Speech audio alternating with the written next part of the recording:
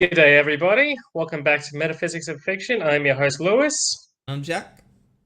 Today, we are going to be concluding our three-part episode of the Iron Man series with Iron Man 3. In this part, Iron Man is dealing with the issues he's now collected after his run with the Avengers. So that's where I want to start off with his panic attacks and all that we see throughout the movie. I feel like this stems from the idea that all these things he can't control because it's different, it's new, it can't just be solved with a new upgraded piece of tech, and that's scaring the crap out of him. It's giving him a whole load of anxiety. All this new stuff is going through his head, and he is literally just a guy in a tin can. Yeah. Well, I mean, to bring it back to episode one when I talked about the cave, like in this movie they've sort of made Tony blind again. Like he's unable to recognize the reality around them. He's just following the shadows on the wall, and you can kind of see that in the scene when he retreats to his suit to get closure, and he asks Jarvis, it. So what is it? Is it poison? Is this what kind of attack is this? And Jarvis like, well, no, this is you're having an episode, and Tony's like, what? No.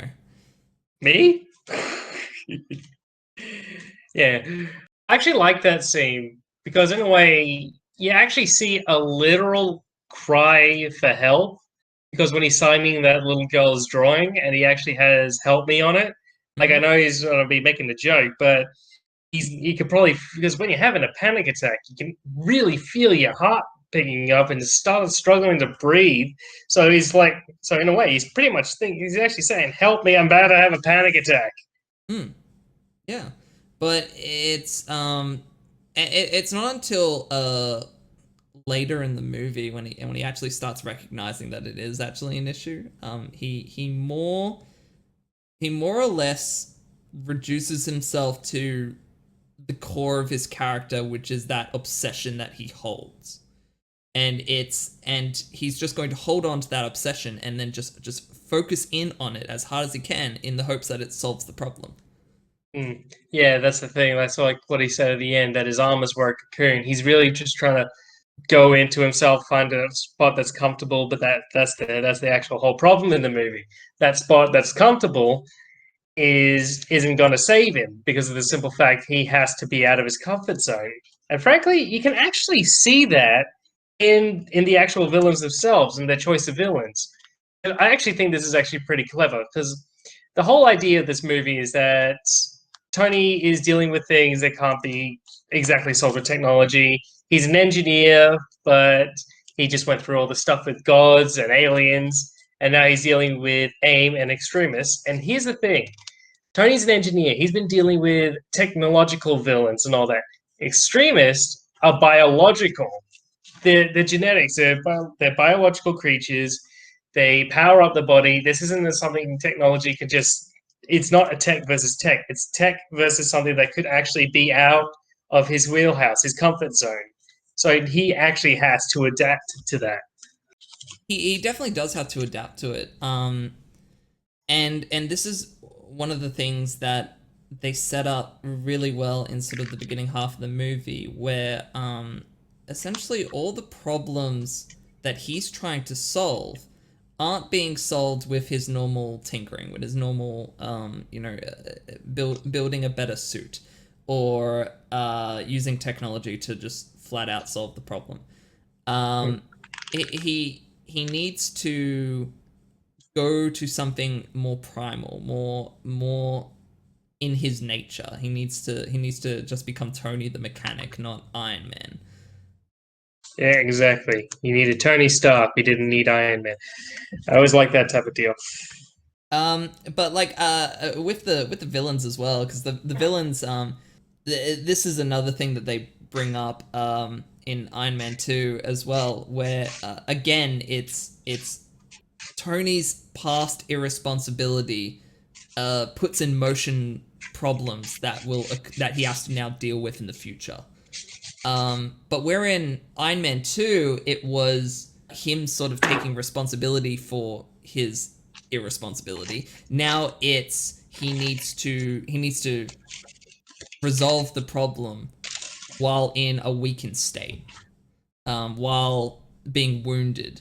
Yeah, I actually liked Killian as a villain because he was kind of like in a way Tony Stark as well because he managed to actually take being from a at the very start of the movie we see him, he's got a bad leg, he's typical nerd look, bad teeth, thick glasses. So you can tell he probably lacks confidence. It probably took like a lot of boost to actually manage to talk to Tony like when he did.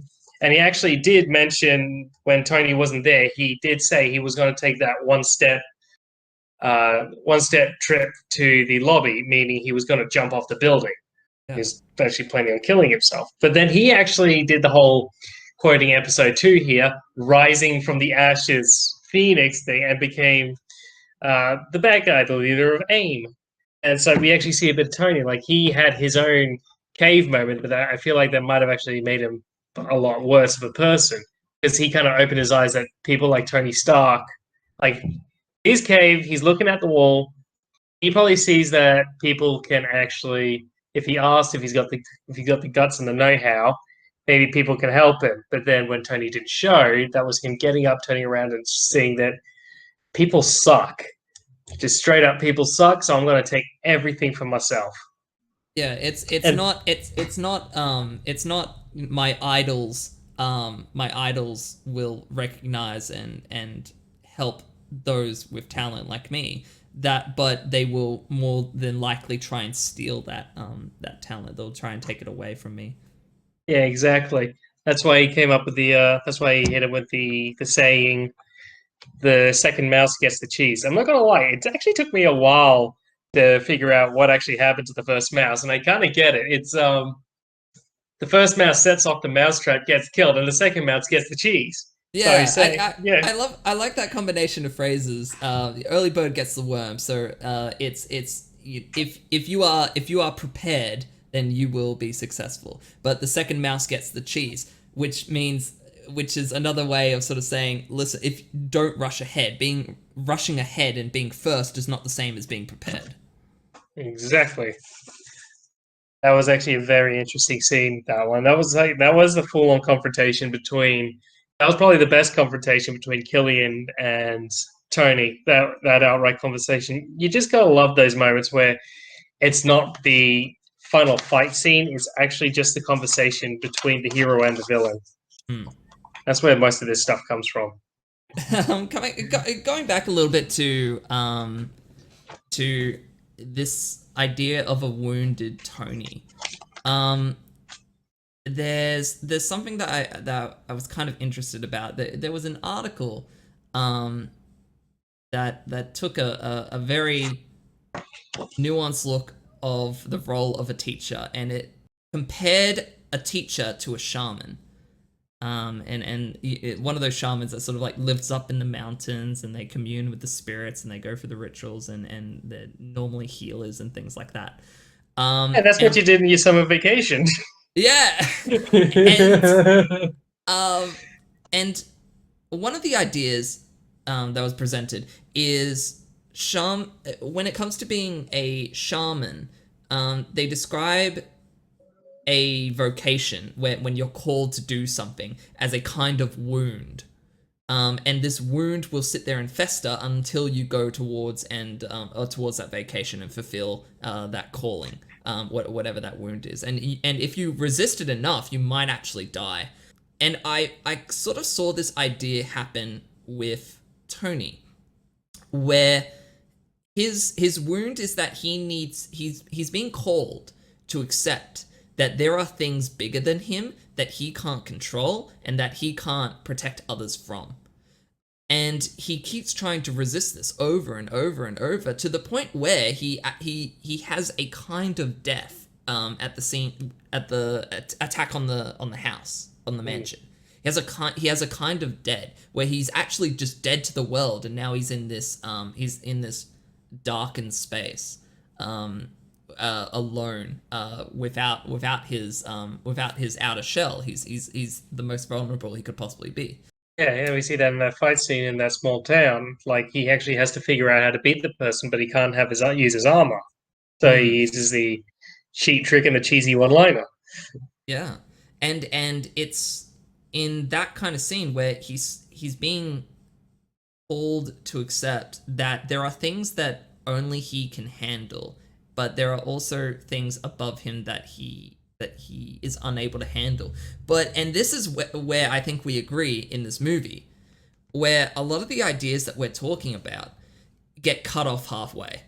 Yeah, exactly. I actually do have to agree with you on that one. You actually feel like a lot of development with Tony's PTSD, but then suddenly he's just over it. That literally makes no sense. Yeah, and like I fully expected that after the scene where the kid, the child nature of Tony, responds to Tony, where he's saying, "Listen, Tony, you're a mechanic. You just build something, right? Just sort of saying, listen, just do what's in your nature. Just tinker. Just build something that can work, that can succeed." And that's enough to get over his PTSD. I don't know. I'm sorry. I needed an extra scene after that where he fights through it again.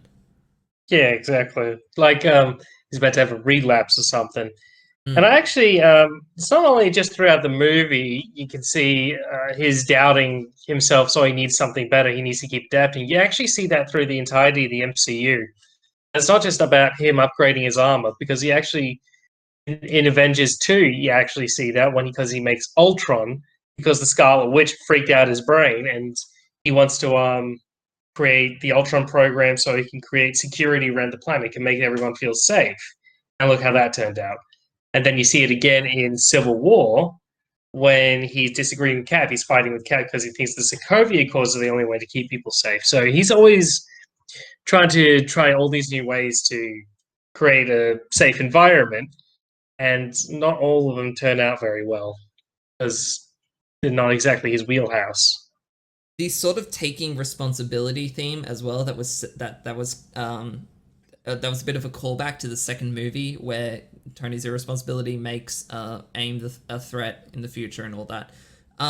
It's not resolved in a similar way as uh, Whiplash's resolution. It's just sort of given up, and it becomes an action movie towards the end.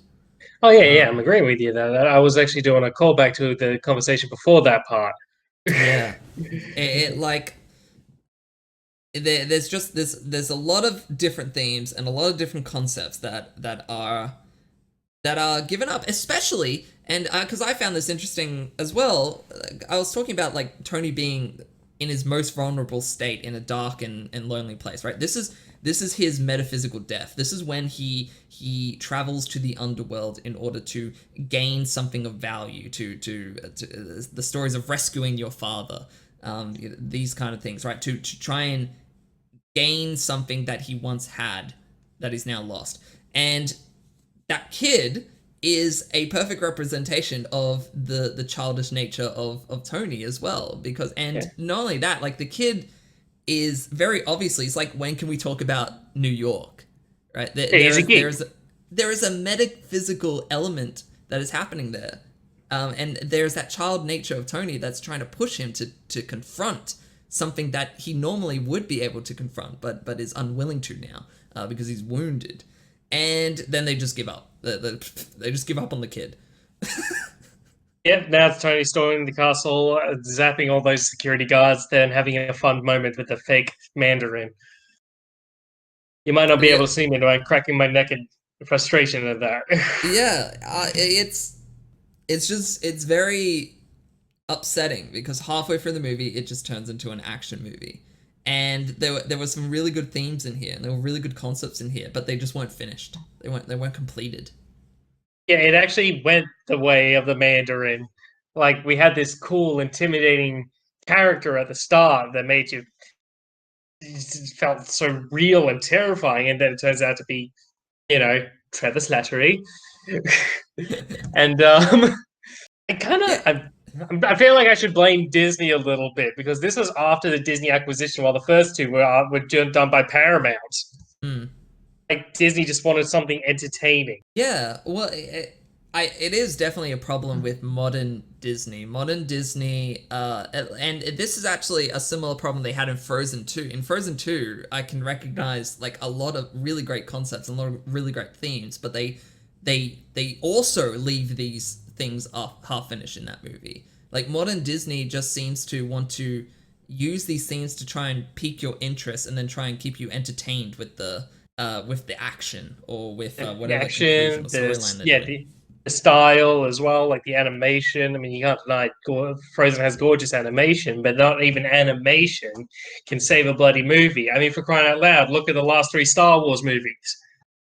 And I kind of liked number seven. Seven, yeah, Force Awakens. Force Awakens was Yes, great. obviously it was bloody gold. That's why I was so excited for the next two. But what the hell was that? Bloody hell, Disney, get your act together. I feel like probably the only theme that ended up actually coming to an actual satisfying end, or at least close to satisfying, was the relationship with Pepper.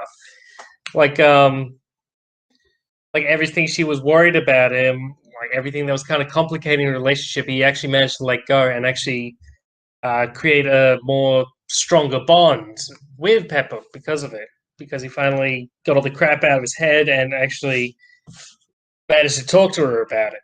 Yeah, but I kind of feel like that this story had the inverse problem of all the other themes, which was it the other themes had a great beginning, but then were cut off at the end. And I think that this story with Pepper only actually came together in the last half of the movie. In the Mm. first half of the movie, she's more of a vehicle to demonstrate that Tony is wounded and unable to communicate um, uh, the PTSD, the frustration, the inability to accept that he can't control everything. Yeah, it also is kind of like one of my problems with Pepper Potts. Is you kind of feel like she's not exactly trying to understand. She's more like trying to fix the problem a little bit, thinking that the problem is probably the suits. And you kind of get that feeling because you kind of usually, in like throughout the MCU, you kind of get this feeling she's trying to control Tony on some level, and when he doesn't like listen or open up to her, she kind of like just not judge him. Like, Yeah. come on, you're the one in the relationship out of the two of us. You got to help me out here and something. Well, I mean, but here's the thing, though. I don't think Pepper is wrong in focusing on the suits because what she's really focusing on is Tony's obsessive nature. That's what those suits are about. Those suits are a representation of Tony's obsession, right? Like she walks in when it's dinner night together, and she's like, "What's that? Version 15?" And he goes, "Oh yeah, something like that." He rolls over the arm or something, and it's version 47, Mark 47, 42. 42 or something, right? Her judgment is correct that this that Tony is obsessing, and this is actually more of a problem than it is a solution for him at this moment. But she's sort of incorrect in what she's thinking is that if she just removes the obsession, if he were just to stop it, it would instantly become better or manageable. Yeah, Um, that's a sad fact about people with these type of problems. And if they have a coping mechanism, you can't just get rid of the coping mechanism because it might actually cause their brain to shut down or something. yeah, and at least in Tony's case, like, because sometimes you do run into a case where the coping mechanism is actually more harmful than it is good, and you have to remove it. But sometimes, at least in the case of Tony, his coping mechanism is the solution. It's just oriented in the wrong place. Yeah, His obsession is oriented towards if I just tinker hard enough, I'll be able to control everything. I'll be able to protect everyone. yeah, be able to make the Where best armor. I'll be able to make the best armor that can I'll be able to make Ultron and protect the Earth. But that's not where his focus should lie. It's not where his obsession should lie. It should rest in himself and what he can directly control, and he needs to give up. He needs to let go of those things he can't. Mm. Yeah, you're right. That's pretty much about all that we can actually really cover in this movie. Because, like you said, the actual metaphysical themes are kind of broken off in this one. So that's about all we can actually cover. Mm. So, with that, we might just call an end to this episode and to our three-part trilogy of the Iron Man series. If you're watching this series on YouTube, please give us a like, comment, and subscribe. And I hope you enjoyed listening to it. I'm Lewis Briffa, and with my co-host Jack Carolyn, and I hope you enjoyed your time on Metaphysics of Fiction. Next week, we are going to be going into the Tom Cruise and Philip Seymour Hoffman drama movie called Magnolia. I look forward to seeing you again. Bye. Bye.